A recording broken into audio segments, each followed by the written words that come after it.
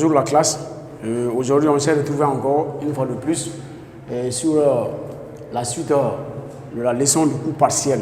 Voilà, comme la fois dernière, on a fait la leçon, on a fait une seule application sur le cours partiel.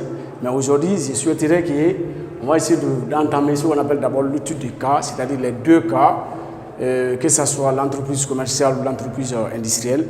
Maintenant, comme je vous ai dit lors de l'explication de la leçon, il y a deux entreprises différentes dont vous devez savoir. Maintenant, aujourd'hui, j'ai pris l'exemple sur une entreprise commerciale, qui est une entreprise Koulibaly, donc qui commercialise un article. Maintenant, vous communique les informations suivantes. Voici un tableau dont vous avez les informations au niveau de ce tableau-là, par exemple. Vous avez le chiffre d'affaires, vous avez achat de marchandises. Pourquoi c'est l'entreprise commerciale? Parce qu'on a parlé marchandises. Je vous ai dit, quand on parle seulement marchandises, mettez-vous en tête que l'entreprise, nous sommes en face de l'entreprise commerciale. Maintenant, voici un tableau. Il y a achat, il y a le chiffre d'affaires, il y a les différentes charges aussi. Maintenant, si on va vous donner par exemple ce tableau-là, l'élève doit savoir uniquement ou encore, est-ce que nous sommes en face d'une entreprise industrielle? Est-ce que nous sommes en face d'une entreprise commerciale? Maintenant, après avoir vous donné le tableau, on va vous poser des questions par rapport à ça.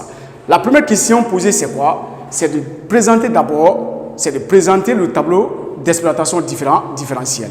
C'est de présenter le tableau d'exploitation différentielle, c'est-à-dire, il faut essayer d'abord mentionner les éléments, c'est-à-dire au niveau du tableau d'exploitation différentielle.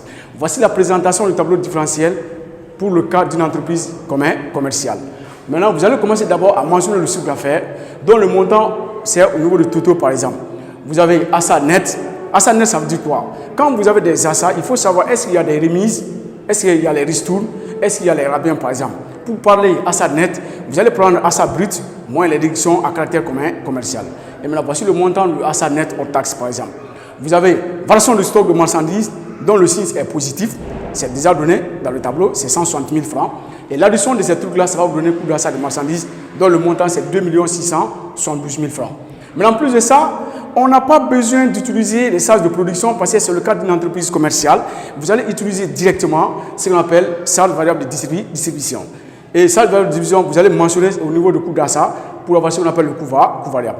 Maintenant, vous allez mentionner encore, c'est-à-dire vous allez mettre le même montant avec le signe négatif. Pourquoi? Parce qu'on doit différer coût variable au niveau de chiffre d'affaires. Maintenant, si vous prenez 3 880 000 francs moins le coût variable, ça vous donne ce qu'on appelle le marge sur coût variable, comme je vous ai dit dans l'explication par exemple. Maintenant, vous avez marge sur coût variable dont le montant 776 000 francs. Et pour avoir le taux de marge, vous prenez ce montant-là, divisé par le chiffre d'affaires, multiplié par le pourcentage, et ça vous donne 20% par exemple. Maintenant, voici le pourcentage du taux de marge sur coût variable. Et en plus de ça, vous allez chercher charge fixe net. Pourquoi net? Dans le tableau, vous avez ce qu'on appelle d'abord charge fixe.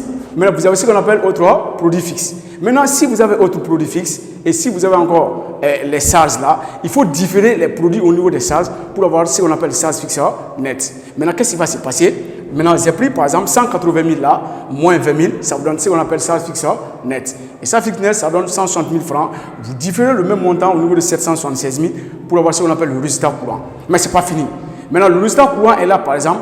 C'est déjà donné dans le tableau qui a charge ASAO, qui a produit ASAO.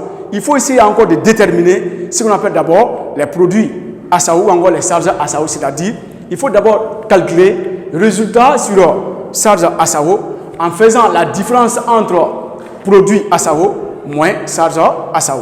Et vous allez voir directement ici, c'est écrit 24 000 là, moins 16 000, ça vous donne 8 000 francs. Et 8 000 francs, ça, on appelle ça résultat sur charge ASAO.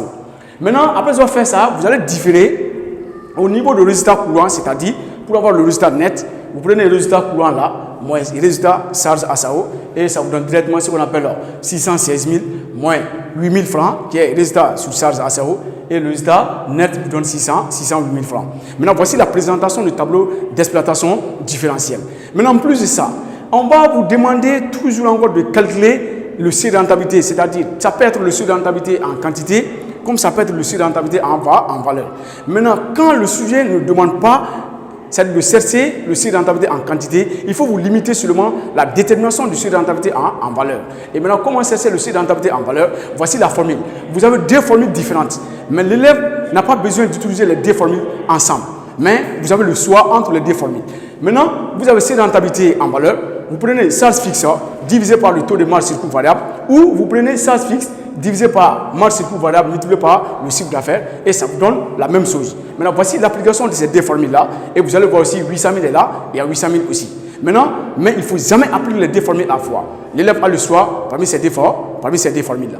Maintenant, en plus de ça, on va vous demander encore une fois de plus de chercher ce qu'on appelle d'abord la détermination du point mort. Et le point mort même d'abord, c'est quoi? J'ai expliqué lors de la leçon. Le point mort, c'est la date à laquelle le seuil de rentabilité est atteint. Atteint, ça veut dire quoi? Quand vous donnez par exemple l'explication de seuil de rentabilité, comme je vous ai dit, c'est un chiffre d'affaires critique, autrement dit, ou encore placé, dont l'entreprise ne réalise ni bénéfice ni perte, c'est-à-dire le résultat doit être égal à 0. Quand on parle de seuil de rentabilité, c'est le résultat égal à 0. Maintenant, à ce moment-là, on va vous demander de chercher ce qu'on appelle le point mort. C'est la date à laquelle le seuil est atteint.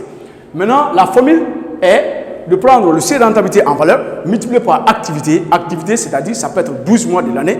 Maintenant, si le sujet ne donne pas semestre, le sujet ne donne pas trimestriel, l'élève va utiliser ce qu'on appelle annuel. Annuel, ça veut dire 12 mois. Et l'activité à 12 mois.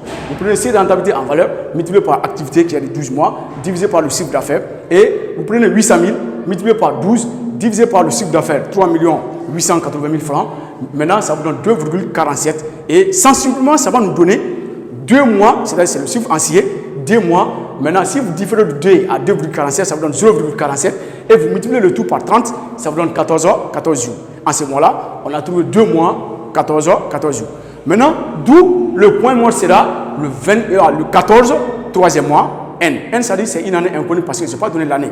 Il se peut qu'on vous donne par exemple 2010, 2011, mais si l'année n'est pas donnée, vous allez utiliser ce qu'on appelle l'année N. Ok. Maintenant, je pense que la dernière question, c'est de chercher ce qu'on appelle la marge sur coût variable et encore l'indice de sécurité. Maintenant, autrement dit, la marge de sécurité et l'indice de sécurité, par exemple. Maintenant, pour avoir la marge de sécurité, c'est de faire la différence entre le chiffre d'affaires donné, maintenant, moins ce qu'on appelle le seuil de rentabilité en valeur, mais pas le seuil de rentabilité en quantité, mais le seuil de rentabilité en valeur. Et il faut retenir ça. Maintenant, qu'est-ce qui va se passer? Voici le chiffre d'affaires qui fait 3 880 000, maintenant moins. Et le seuil de rentabilité qui fait 800 000 francs, ça vous donne 3 80 000 francs. Ça, c'est pour avoir la marge de sécurité, par exemple. Et le deuxième tiret, c'est de chercher ce qu'on appelle l'indice de sécurité. Et qui parle de l'indice de sécurité, parle du rapport, c'est-à-dire la division entre marge de sécurité divisé par chiffre d'affaires. Et l'indice de sécurité est donné toujours en pourcentage. Mais attention, quand vous calculez l'indice de sécurité, il faut que l'indice de sécurité soit inférieur à 1. C'est-à-dire que vous allez avoir 0, c'est-à-dire quelque chose, mais pas 1. L'indice de sécurité ne doit pas être égal à 1, mais ça doit être inférieur à 1. C'est pour ça qu'ils ont divisé et ils ont trouvé 0,7938. Et si on a essayé de lever ça en pourcentage, ça va vous donner 79,38%. Maintenant, voici l'application aujourd'hui sur le coût partiel, c'est-à-dire le premier cas d'une entreprise commerciale. Voilà, c'est un peu ça quoi.